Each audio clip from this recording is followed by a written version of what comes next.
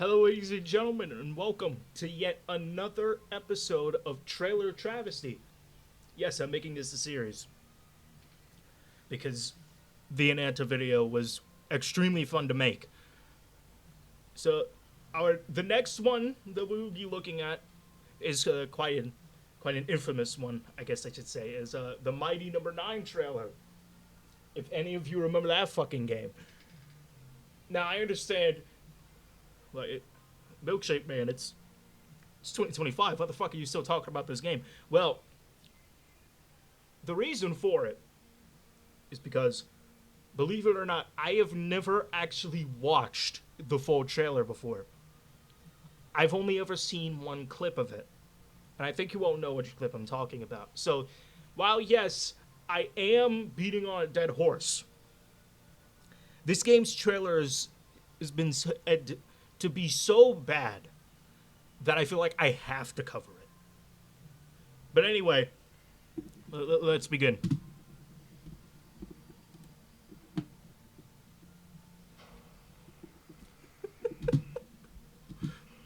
wait, no,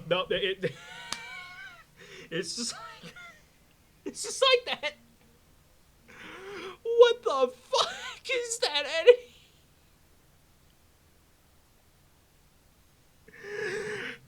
Is this a video game trailer or a Bollywood movie? What the fuck was that?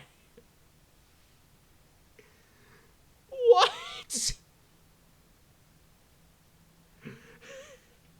Well, this is starting off excellent. Let's continue, shall we? Hey, you, looking at the screen. Let me ask you a question. Okay. Doesn't the guy narrating the trailer kind of sound like John Cena? He kind of does, doesn't he? Awesome things that are awesome. Then you gotta play this. Okay.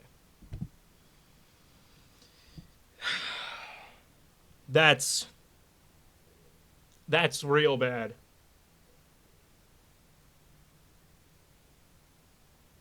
That is horrid. Also, by the way, I didn't even notice his head. Look, if you look closely, his head is clipping into the fucking ceiling. Look at that. I guess the atoms just fucking aligned perfectly that day. It's freaking cool and crazy addictive. Like, Okay, how?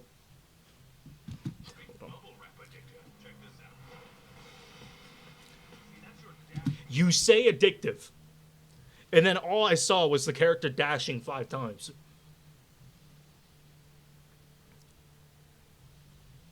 He probably whoever was doing the gameplay for this probably only pressed like 6 fucking buttons. What do you mean addictive?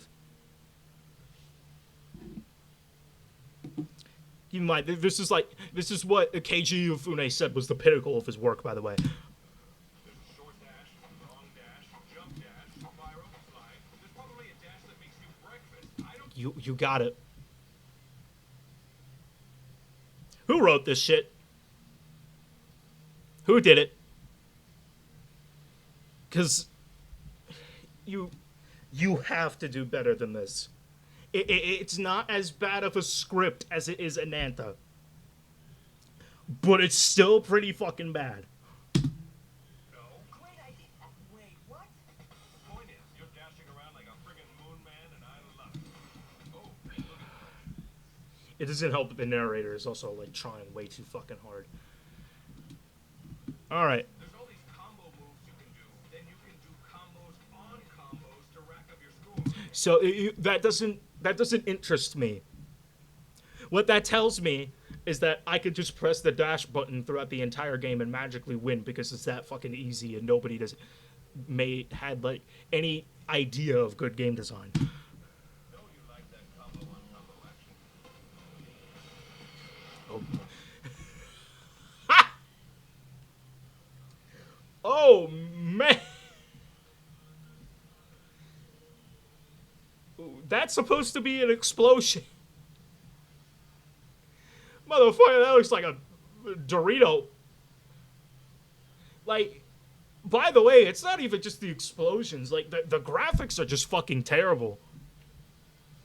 The shading is absolutely awful. Not to mention that all the textures on this guy, whatever his fucking name is extremely stretched out. Look at that.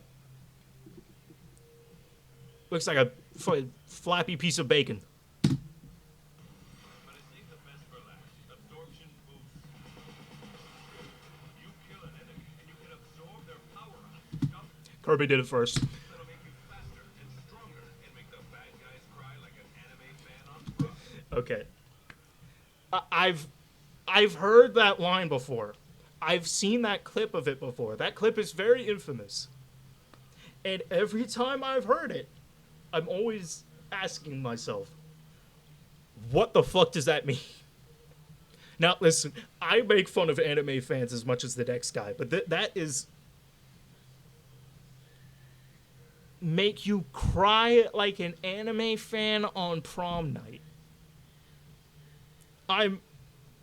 So what? Are you saying that, like... But my problem with it is that the joke doesn't work because the anime fans are like a bunch of incels. They're not gonna ask somebody out on prom night. It doesn't work.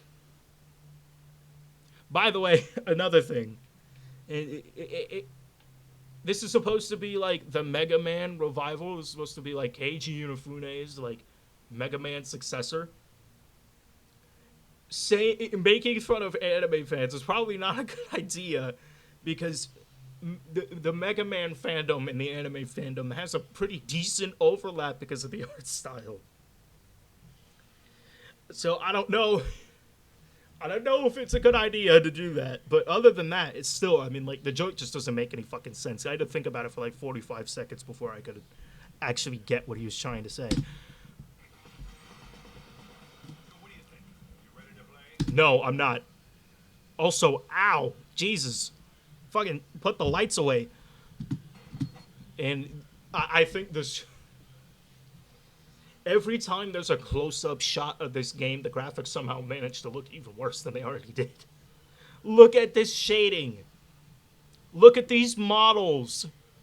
This game came out in 2017. Think about that.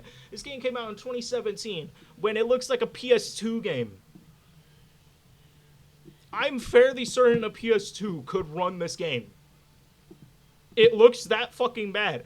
Listen, I'm not usually one to falter on graphics, but this legit just looks like a PS2 game and it came out in 2017. There's no fucking excuse for that. I'm ready. No one's talking to you, Vernon.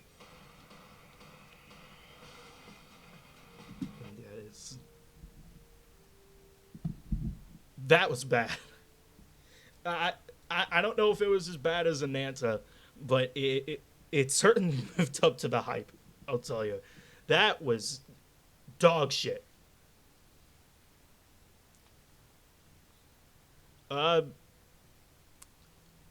genuinely speechless after that. I don't know what else to say. Thanks to everybody for watching, I guess. And I'll see you on the next one.